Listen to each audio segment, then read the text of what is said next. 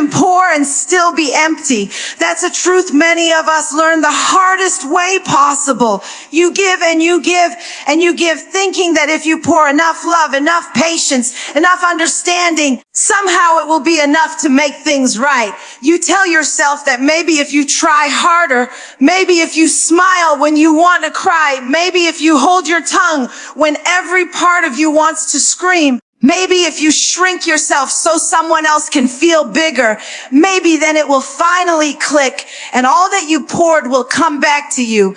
But the reality is this: you can pour until your hands shake, your heart breaks, and your soul feels stretched to its very limit, and still you will look around and realize you are empty and nothing has changed, because not everybody knows what to do with what you pour. Some hearts are like cracked vessels. No matter how much you pour into them, it leaks right out. You can spend your whole life refilling, exhausting yourself, but they will never be full. And then you're left asking yourself, was it me? Was my love not enough? Was my loyalty not strong enough? Was my sacrifice not deep enough? But the truth is, it was never about the measure of what you gave. It was about the inability of the other side to receive it, to hold it, to cherish it. You can't pour into a vessel that refuses to be whole.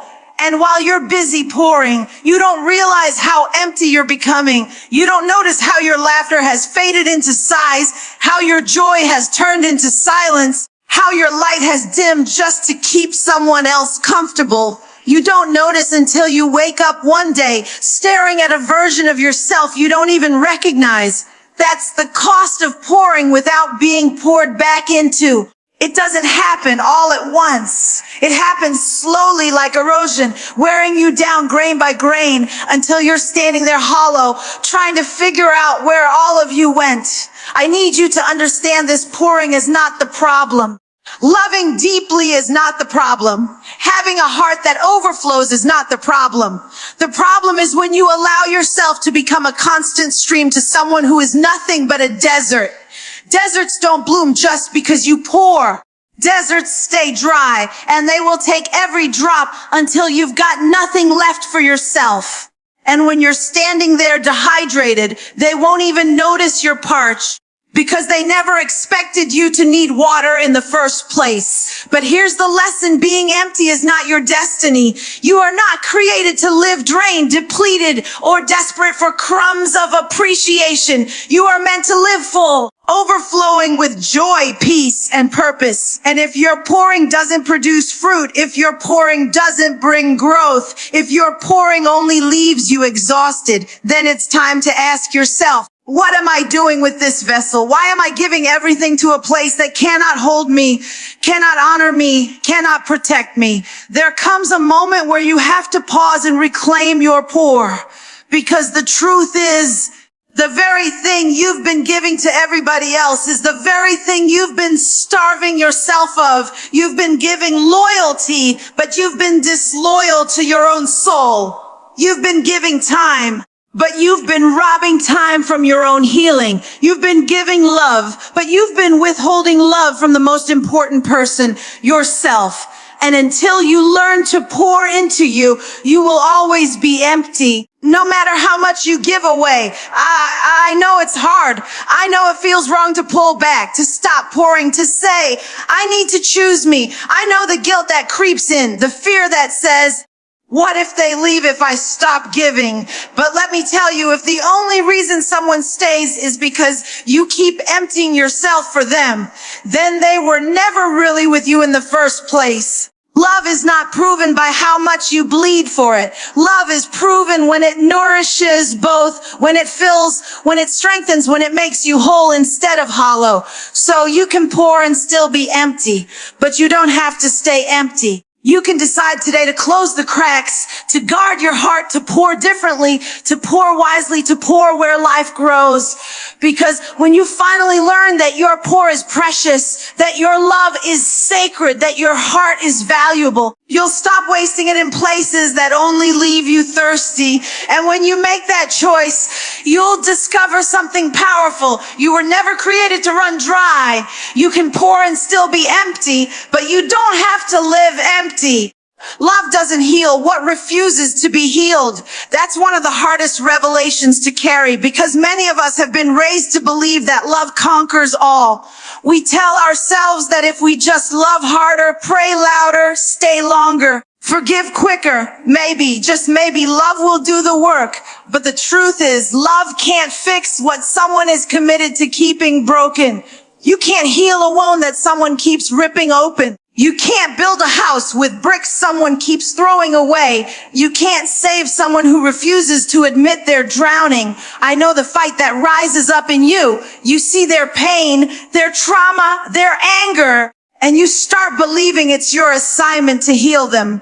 You convince yourself that if you stand in the gap long enough, if you take the blows, if you prove your loyalty, eventually they'll look at you and say, "You saved me." But what if I told you that it was never your job to save them? What if I told you that sometimes love isn't about fixing someone else? It's about protecting yourself.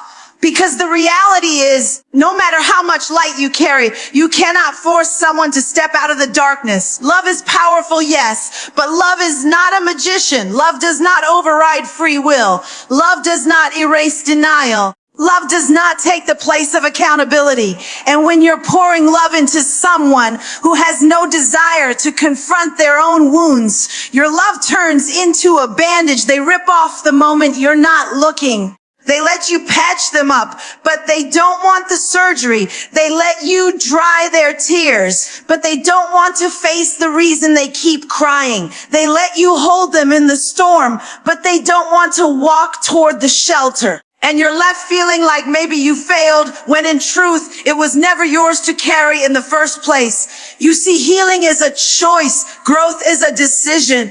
Change is a commitment.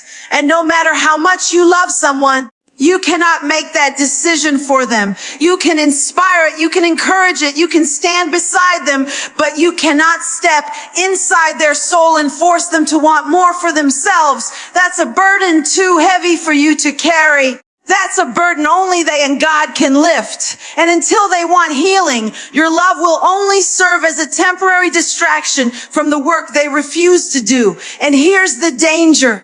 While you're trying to heal someone else with your love, you're neglecting the healing you need. You start shrinking your own wounds, telling yourself they don't matter as much. You minimize your pain because theirs seems greater. You silence your own cries because theirs are louder. But let me tell you something, your healing matters too. Your peace matters too. Your heart deserves the same attention you keep trying to give away. And if you're not careful, you'll spend so much time trying to fix what won't be fixed that you end up broken yourself. There is a freedom in acknowledging this truth. Love doesn't fail when it can't heal someone else. Love fails when it convinces you to lose yourself trying. Real love, healthy love, is never meant to destroy you. It's not meant to weigh you down with responsibilities that aren't yours. It's not meant to drag you into battles that were never assigned to your hands. Love is meant to strengthen, to grow, to give life, not to constantly drain it. And sometimes the most loving thing you can do is step back and say, I love you enough to let you choose healing, but I love myself enough not to bleed waiting for you to decide. I need you to stop thinking that love will be enough to change what doesn't want to change. I need you to stop believing that if you give just a little more, if you stay just a little longer, if you sacrifice just a little deeper, suddenly everything will shift. The shift doesn't happen in your sacrifice. It happens in their surrender. And if there is no surrender, your love becomes nothing more than water poured on stone. It never soaks in. It just slides right off. You are not a failure because your love didn't heal them. You are not weak because they didn't change. You are not less because they chose their brokenness over your devotion. You are simply human with a heart that was willing to love, but a heart that must also be willing to let go. Love doesn't heal what refuses to be healed, and you don't have to die trying to prove it can. Sacrifice without recognition turns into silent suffering. At first, you don't even notice it. You convince yourself that love is supposed to cost you something, that giving is proof of devotion, that endurance is the language of loyalty. You push yourself to stay, to carry more, to bend further, because you believe one day your sacrifices will be seen. One day they'll realize how much you gave, how much you endure, how much you poured out.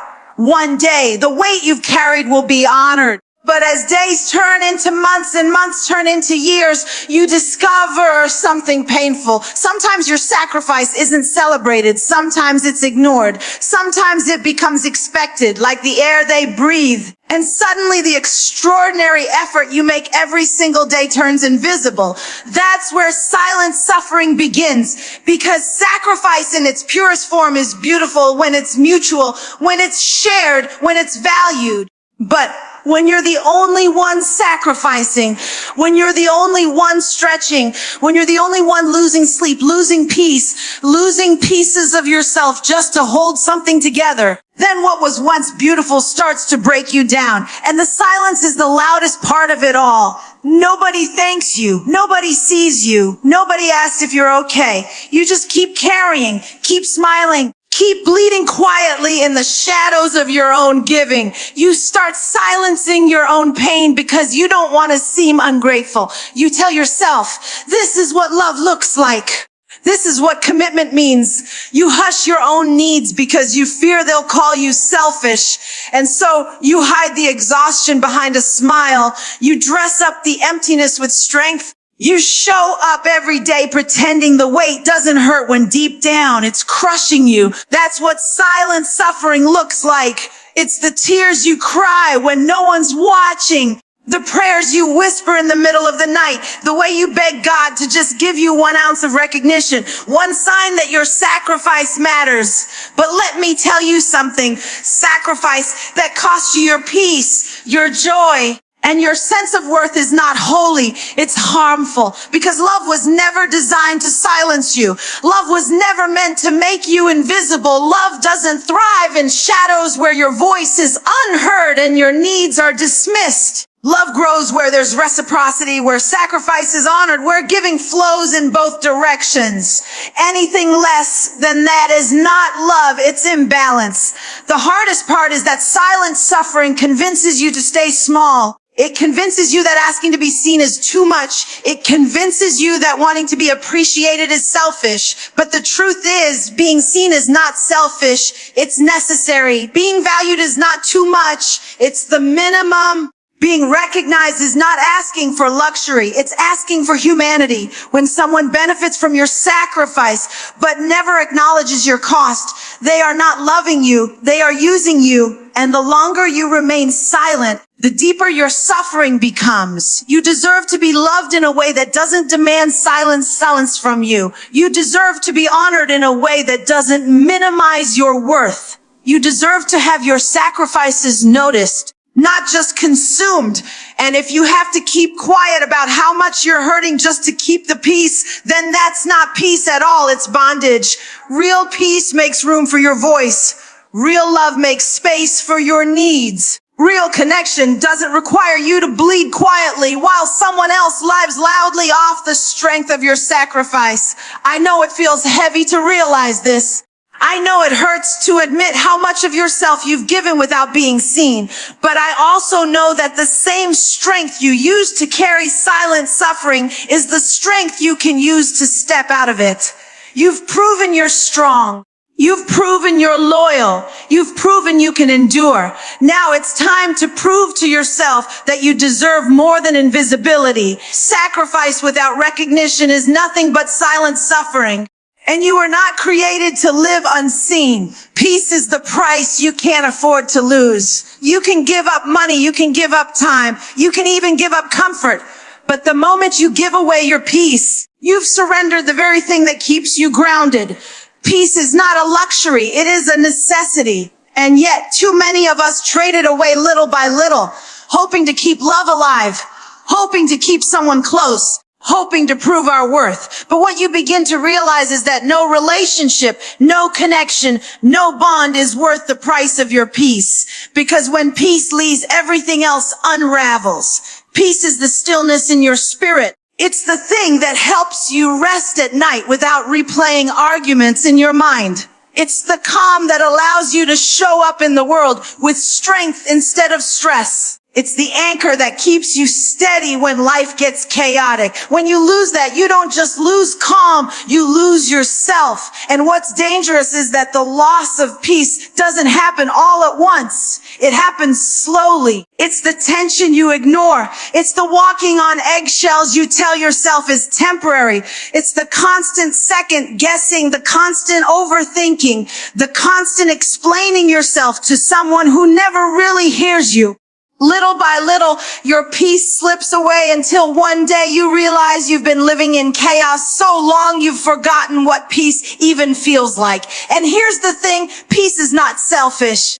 Guarding your peace doesn't mean you don't love. Protecting your peace doesn't mean you don't care. It means you recognize that your soul has value, that your spirit deserves safety, that your heart is not built to be in constant turmoil. Because when you're robbed of peace, you can't show up as your best self. You can't thrive. You can't create. You can't even love the way you were meant to love. Because peace is the soil where all good things grow. Without it, you're just surviving, not living. There are people who will thrive off your chaos. They will get comfortable with your unrest because as long as you're unsettled, you're easy to control. They don't want you to have peace because peace gives you clarity and clarity gives you strength. And strength means you might stop tolerating what drains you. That's why protecting your peace is not optional. It's essential because the moment you reclaim your peace, you reclaim your power. I know some of you have been conditioned to believe that keeping the peace means keeping quiet. That as long as you don't rock the boat, as long as you don't speak up, as long as you just keep tolerating, that's peace. But that's not peace. That's suppression. That's bondage dressed up as harmony. Real peace is not about pretending everything is fine. Real peace is about being free to live without constant fear, without constant conflict, without constantly losing yourself just to keep someone else comfortable. And sometimes protecting your peace means making hard choices. It means stepping back. It means setting boundaries that other people won't like. It means saying no when you're used to saying yes. It means choosing silence instead of defending yourself over and over again. It means walking away from what keeps you restless, even when your heart wants to stay. Protecting your peace will cost you, but losing it will cost you more. Because once your peace is gone, your joy follows. Once your peace is gone, your confidence weakens. Once your peace is gone, your purpose feels out of reach. That's too high a price to pay for anything or anyone. You deserve peace that doesn't require you to shrink. You deserve peace that doesn't ask you to explain why you need it. You deserve peace that doesn't depend on the moods of someone else. You deserve peace that is steady, consistent, and nourishing. And if someone costs you that, then what they bring to your life is too expensive. Peace is not negotiable. Peace is not optional. Peace is not something you can afford to gamble with. Because when you protect your peace, you protect your future, your purpose, and your very soul. Peace is the price you can't afford to lose. Your value is not in how much you give. That's the lie so many of us have been carrying. This belief that if we just give more, if we just hold on longer, if we just sacrifice deeper, then somehow that proves we're worthy of love. We think our worth is measured by how much we can endure, how much we can take, how much we can bend without breaking. But let me tell you something. You are not valuable because of how much you give away. You are valuable simply because of who you are somewhere along the way. Life convinced you that your worth had to be earned. Maybe it was the way you were overlooked as a child, always trying to prove you were enough. Maybe it was in the relationships where you poured until you were empty, hoping that finally they would see you, finally they would appreciate you. And every time they didn't, you thought it was a reflection of your worth. So you gave more, you tried harder, you sacrificed deeper. But the truth is, no amount of giving will ever make someone love you right if they are incapable of loving you the way you deserve. And here's the trap. You start confusing endurance with value. You start thinking If I can just prove how strong I am, if I can carry all of this without complaining, maybe then they'll see my worth. But strength isn't shown by how much pain you can tolerate. Real strength is shown when you finally say, enough. Real strength is shown when you stop tying your worth to someone else's ability to see it. Real strength is when you refuse to prove your value through endless giving. And instead you stand in the truth that you are valuable, even if you never give another ounce of yourself to people who misuse it. You see, giving is beautiful when it's healthy. Love is meant to be poured out. Kindness is meant to overflow. Generosity is meant to touch lives. But giving becomes destructive when you're using it as a way to earn approval, because then every act of giving is laced with fear of being abandoned, fear of being unseen, fear of being unloved. That's not giving, that's bargaining. That's you trading pieces of yourself for scraps of validation. And you were never created to live off scraps. Your value is not up for negotiation. It doesn't rise or fall based on how someone treats you. It doesn't increase when someone finally recognizes what you've done. And it doesn't decrease when they ignore you. Your value is steady, constant, unshakable, because it was woven into you from the moment you were created. Nothing you give and nothing you lose can take that away. But when you tie your worth to giving, you put yourself in a dangerous cycle.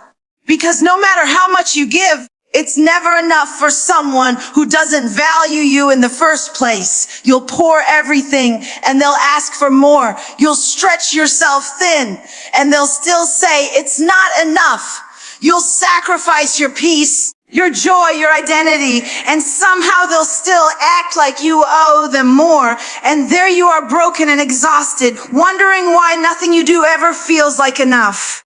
It's because your worth was never meant to be proven through performance. You don't have to perform for love. You don't have to earn being seen. You don't have to negotiate for respect. When love is real, when it's healthy, it doesn't demand you to bleed for it. It meets you where you are. It cherishes you for who you are. It recognizes your value without you having to prove it. So stop measuring yourself by what you give away. Stop believing that your suffering is a sign of strength. Stop letting people treat your love like it's disposable just because you've been willing to give it freely. Your giving should be a reflection of your fullness, not a desperate attempt to fill someone else's emptiness. You are not valuable because you pour. You pour because you are already valuable. Your value is not in how much you give. Choosing yourself is not selfish, it's survival. For too long, you've been told that putting yourself first means you don't care about others, that taking a step back means you're weak, that protecting your heart makes you cold. But the truth is, if you don't choose yourself, no one else can do it for you. If you keep giving away pieces of your soul just to keep someone else whole, you'll look up one day and realize there's nothing left of you. And what good is it to save everyone else if in the process you lose yourself? Some of you have been living on empty, running on fumes, convincing yourself that endurance is love and exhaustion is loyalty. You've built your life around proving your devotion, hoping that one day someone will see the weight you carried and finally honor it. But let me ask you, when was the last time you honored yourself? When was the last time you looked at your reflection and said, I matter too? Because survival isn't about how much you can take for others. Survival is about knowing when to protect yourself from being taken for granted. Choosing yourself doesn't mean you stop loving. It doesn't mean you stop caring. It doesn't mean you shut off your heart. It means you recognize that you cannot keep pouring from an empty place. It means you understand that constantly sacrificing your well, being for someone who never gives back is not noble. It's harmful. It means you finally decide that your joy, your peace, your sanity, your dreams are worth protecting. And if protecting them costs you some people, then those people were never really with you to begin with.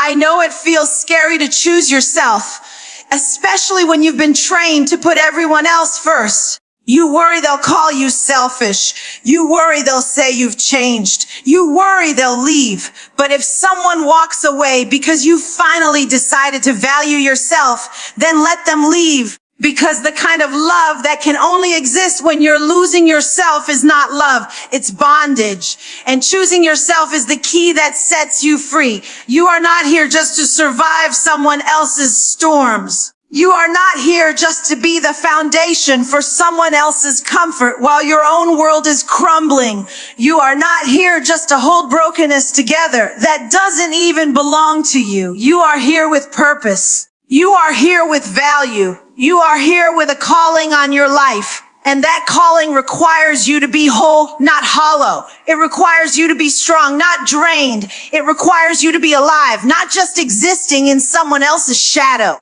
There is nothing selfish about stepping back and saying, I choose me. There is nothing selfish about setting boundaries that protect your peace. There is nothing selfish about saying no to what harms you. There is nothing selfish about reclaiming your energy, your joy, your freedom. In fact, it's one of the most selfless things you can do. Because when you choose yourself, you don't just save your own life. You show others that they can too. You become a living example that love does not require self-destruction, that worth does not require sacrifice without return. That survival is not about suffering, but about choosing wisely. And yes, it will hurt at first. It will feel unfamiliar. You'll wrestle with guilt. You'll question yourself. But that's just the residue of years of being told you had to prove yourself through giving. That's just the echo of old lies that said you weren't enough unless you bled for it. But the more you choose yourself, the lighter you'll feel. The more you choose yourself, the clearer your mind becomes. The more you choose yourself, the more you'll discover that you were never created to live in chains. You were created to be free. So don't let anyone make you feel guilty for choosing yourself. Don't let anyone convince you that protecting your peace is selfish. Don't let anyone tell you that your survival should come second to their comfort. Choosing yourself is not selfish. It's the very thing that will keep you alive.